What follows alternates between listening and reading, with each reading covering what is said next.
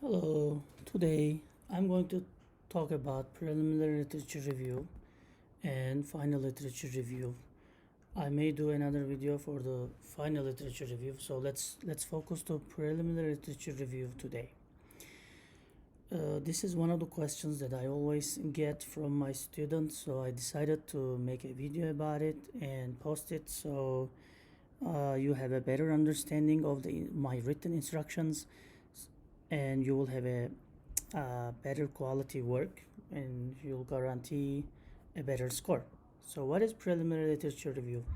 So basically it's one topic, one assignment, and it's designed as two submissions. So when you first join my class, you should choose your topic and sign up one and start narrowing down. And it's not easy narrowing down, the topic is not easy. So let me explain you for the one page preliminary literature review why I want to do that. I want to do that because I want you to start thinking of your topic. If you leave it to the last week of the semester, you're gonna be in trouble trying to get the 10 page done, and then the required pages sometimes 10 to 11, 10 to 12. So read the written instructions for that. But I want you to start thinking of your topic. When you start thinking of your topic, you can easily come up with a one-page summary of your topic. So that's exactly what I want from a preliminary literature review. I want you to start your research. When you start your research, when you start thinking about it, then you start researching, you log into the libraries, online libraries, and you try to basically structure your literature review, and this prevents your procrastination. Because when you leave it to the last week of the semester, then you can't have a good quality work. And I want this to a ongoing process through the semester until you get a very high quality paper, and which also you are also satisfied and guaranteeing a good grade. And also it's very easy, it's like one page and you get 10 points, and it's a great way to start the semester with a high grade. So actually this results in better grades at the end of the semester. It also gives you time to ask questions because, as you know, as by now you start thinking about your topic, and then through the weeks you can join office hours, you can ask faculty associates, and then you can ask your peers, and you can basically digest the topic and make a better research and ask questions and clarify the questions and use the resources like online library and other resources, and you at the end of the semester you'll have a better product. Basically, after why, let's talk about what. So the topics are intentionally very broad and it's not assigned to you. I want you to pick your topic because uh, depending on your background, your expertise, or whatever you want to do in this course, I want you to go there and understand your strengths and weaknesses and choose a topic. That's why I don't assign topics. But if you don't choose one, I'm going to assign one. So please go ahead and choose your own topic so you have fun researching it. The topics are intentionally very broad, so I want you to narrow it down. You have to narrow it down to put it on the paper. Even in the preliminary literature design review, you want to get your table of contents done, right? So you read the instructions very carefully, the written instructions, because it may change from semester to semester. In this video, I'm gonna describe very general aspects of the assignment. And in the preliminary literature review, I want you to decide your table of content. If you want to write history, introduction, background in the beginning, you can start. So I don't give you a prescriptive table of content. It depends on what you want to do, what are your experiences, and how is your research going. If you came up with a couple of case studies, real life examples, that's okay, you can go there. But some other student may be doing something at their hospital or their company, then they can write that down. So craft a catchy paper title. So think about this as a clip, as a clip for a as a trailer of a. Think about this think about this as a trailer of a movie. Okay, the movie is titled the little trailer, like 1.5 minutes or 2 minutes trailer gives you a lot of the details about the movie, and you this based on your trailer you want to decide if you want to go watch the movie or not. So you have to craft a catchy paper title, and you have to spend some time on it as well. I'm gonna show you a example also. So, for example, if your topic is risk management, right? Your the topic you are assigned or you chose, the title of your paper shouldn't be just risk management, right? Whatever is your TOC, okay, you the TOC basically decides your paper title, okay? And then write a good abstract. This depends on how well research you did, right? What's your research skills? Can you summarize and write the articles and then write with your own words and combine them, like synthesize them together? And research how to write it, how to write an abstract. It shouldn't be too long. For a one-page preliminary literature review, you want less than half page to be abstract. But in this abstract, I want you to give a definition of, let's say the topic is risk management, right? So what is risk management? Just 1-2 sentences, and I want you to say this literature review is going to focus, or you can say the intention of this paper is, and you tell me what is your intention, what's your paper's intention. Okay, for the preliminary literature review, do not explain the section titles. I just want a nice flow, a logical flow, an easy to understand flow. Okay, no more than that. Just give me the titles, and I avoid giving example titles. But for example, your title can be introduction, or someone else's can be background or history, or you can say brief introduction, and then the body, whatever you find. Is it a case study or a primary secondary data or whatever? And then you want to conclude, you want to say conclusion, and then you want to say maybe further references or further research, further studies, or you can say lessons learned. It depends on very broadly what you do. But I want a nice, logical, easy to understand flow.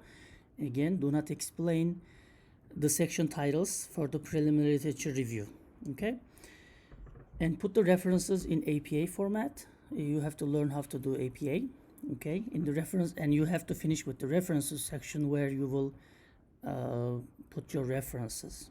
Okay? They don't put Wikipedia, personal blogs, and things like that, but you can put academic articles from libraries, maybe newspaper news if it's really related, and also books. You can put books if it's printed. Don't put personal blogs, Wikipedia, some Google pages, right?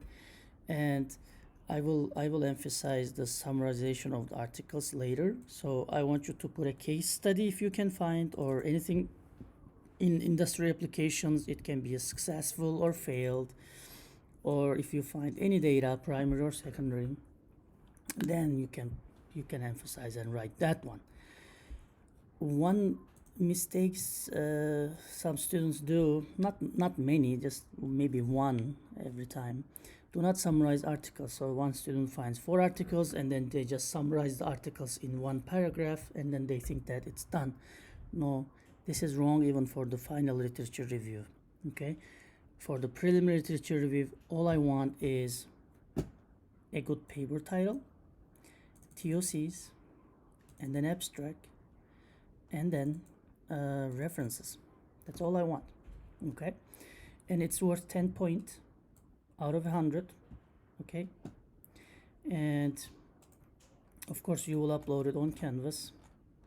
Most students find it assignment very interesting, because in this courses we cover a large perspective, a lot of topics, and I want you to be expert in one of those, in one of the topics that you choose yourself, depending on your background and then your interest. I want you to go a little bit deeper and then learn a lot of skills about how to make a research. Okay, so let's see. So I said it's a 1 page or 2 page, but I prefer 1 page. You don't need a title, like a page title. I mean the research title page, just because it's just 1 page. Do not put any title page. So if you have a title, if you don't have a title, you lose 1 point.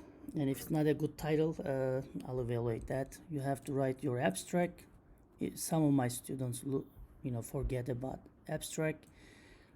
You have to tell me how you're planning to do, and avoid words like I and we.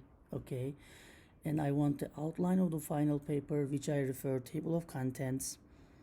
And I say potential because you can change everything for the final literature review. Okay, because you're just designing with a 1 week or 2 week of research and thinking about it. But at the end of the semester, from 6 weeks to 12 weeks, you're going to basically do a full research, right? So it's expected. I expect you guys change everything that you have in the preliminary literature review. My intention is, as I described in the beginning, just to get you started, start thinking about it, narrowing it down, developing your research skills, your citation skills, and asking questions and using resources to make your final literature perfect. Okay, and don't explain anything for the preliminary literature review. Anything, just write the title. Don't explain anything. Bibliography, I need 4 journal or textbook references as I described. Okay, that's basically it. Let's go ahead and see one example.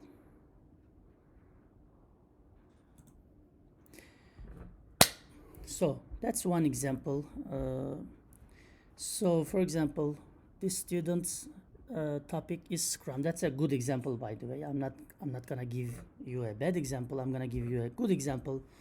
But again, don't stuck with this. Okay, it's not like a key. It's not an answer sheet. Okay, I want you to be creative, to do your own research, to come up with your own structure. Okay, but I get too many questions about seeing an example. That's why I brought this here. So for example, the topic for this student is Scrum, right? And this student is in systems engineering. So that's a good title. It says applications of Scrum in embedded systems engineering. So even from the topic, you understand that he or she is going to talk about Scrum. That's the main topic, but his focus area is applications of Scrum. So it's not really the theory or the explanation of Scrum. It's applications, and especially the application is not in healthcare. It's not in educational settings. It's not about risk management. It's embedded systems engineering. So do you understand what I mean? So that's a really good topic. And it says a review study. That's okay. And his name and whatever is your school name. Okay, that's a great topic, and that's a great way to narrowing it down. I told him to do Scrum. All others, he decided to look at the applications. He decided to look at the embedded systems engineering, and he decided also to put a review study. Okay, so the abstract is also good. Why is it good? Because it's not too long. It's less than half page. Okay, and it's clearly says abstract. So let's see what he wrote or she wrote. Scrum has been a buzzword in the software industry since its advent, and many pure software applications adopted it with various customization.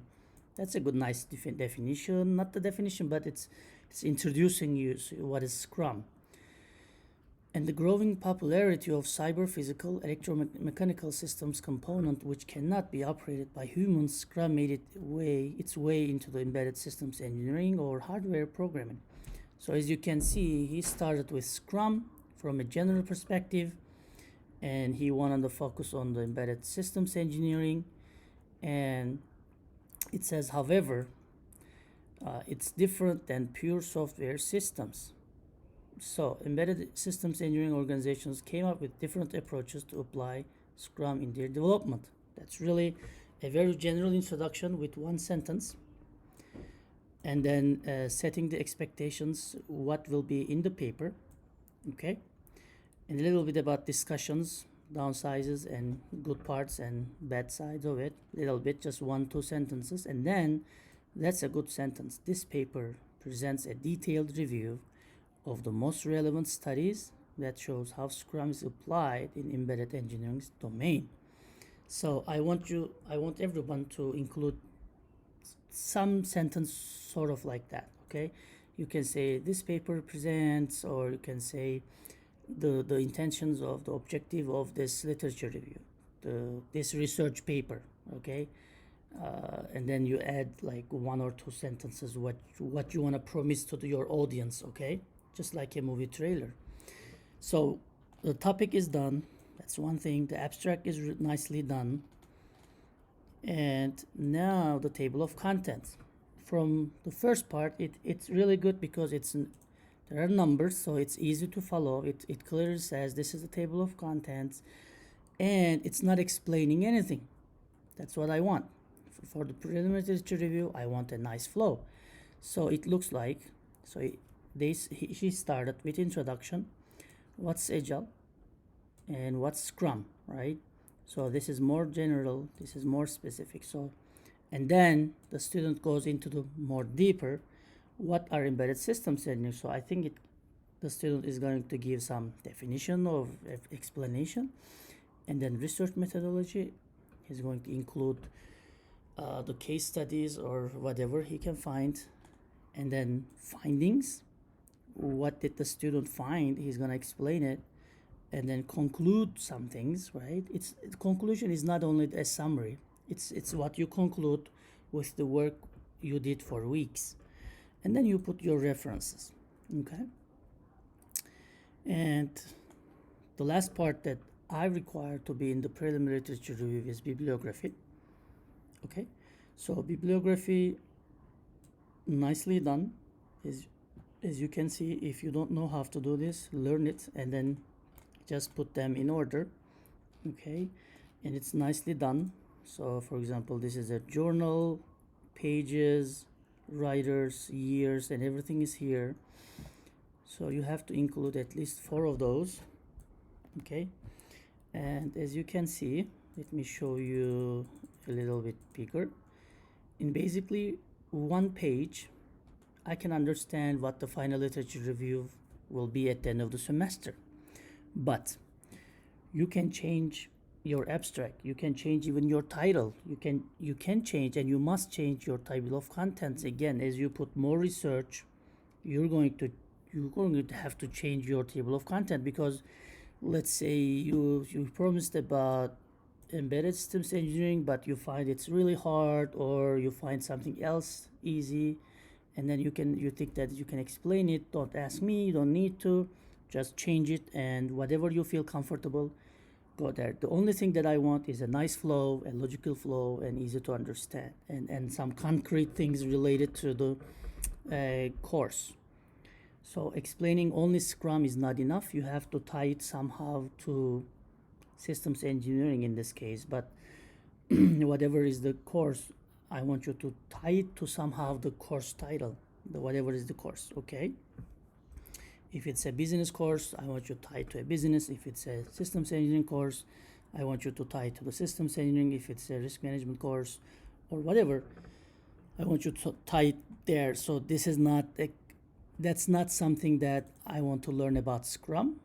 I want you to learn a topic deeper in the course using Scrum and how it relates to the bigger perspective of the course. Okay, as you can see, if you can do those, you guarantee full points. Okay, and sometimes I will make a comments on SpeedGrader, so definitely look back those comments and try to improve them in your final literature review, but don't comment me back on the SpeedGrader if you don't understand it. Just hop into my office hours or send me an email, talk to the course resources, and clarify if you didn't understand the comments. This took a little bit longer than I expected, but hopefully it will give you a better understanding of what's expected, and you will feel more comfortable, and I will see better literature review, whether it be preliminary literature review or the final literature review. I'm gonna see better deliveries and better reports and research papers. Okay, thank you so much for listening to this. Bye bye.